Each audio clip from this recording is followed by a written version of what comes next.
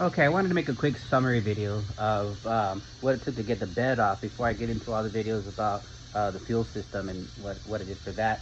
Um, I basically just had to buy a reciprocating saw and two packs of blades. I went through about 8 blades because I used about 1 blade per bolt. Because my bed floor was all rotted out, I knew that I was gonna replace all that stuff anyways. But if somebody's not gonna do that, then you have to remove those bolts. And there's about 8 of them, at least for my 76 Chevy. And there were 4 or 2 over here, 2 over here, there were 2 over here, and there were 2 over here. So it was just those 8 bolts.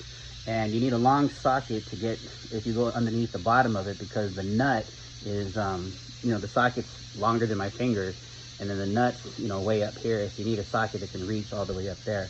And once again, because I knew I was gonna just cut through mine, I didn't have to go through all that, so, easier. Of course, like another video I showed, there was the wiring. There's just one wire that was going for the lights, for the license plate, and then this connector that goes for controlling your brake lights and blinkers and so forth, and your tail lights and that stuff. So you just find that, disconnect that, and then of course you also have your fuel filler hose. You got to disconnect that from the body, the fenders and so forth on both sides, and I had disconnected mine. And then there was a bar that's underneath the fenders that goes from that the fuel hoses, filler hoses ran through, so I had to get those out of the way.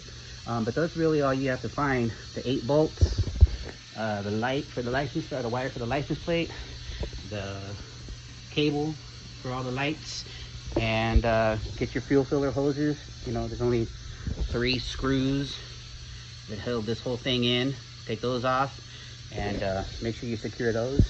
And then I single-handedly muscled the bed off the truck, which I don't recommend. It was quite heavy, and that was a lot of work. But I got it off, and fortunately I didn't bend or break anything, but I could have, and that was probably not the smartest thing to do, but I do what I had to do, because anyways. But I did have my son help me take the truck to the back and store it and get it all taken care of back there. And that was a handful, even just for the 2 of us. We had to use dollies, and it took us a good 30 minutes to take it just to the back area over there to get stored for future projects and stuff. So I recommend having somebody help you move it around and do it a lot smarter than I did. But that was it. So it cost about $30 for the reciprocating saw. I just got the Warrior level 1 at Harbor Freight. Got a couple packs of blades that can cut through metal, and like I said, I went through about 1 for each screw. It's probably overkill, but I just wanted, or bolt I should say, I just wanted it to be sharp for each one, and they were like $5 a pack or something like that. So 42, 45 bucks with taxes. That's all it really cost. But now I have myself a reciprocating saw for future stuff, and a few blades left over. But if you don't need that stuff, then great, you can use a angle grinder or something like that if you just want to cut through them, or you can do it the other way and just unbolt the 8 nuts that are down there, and that's what it took to get the bed off. So now I'm finishing up the fuel system, and I'll show you guys that stuff. Cool.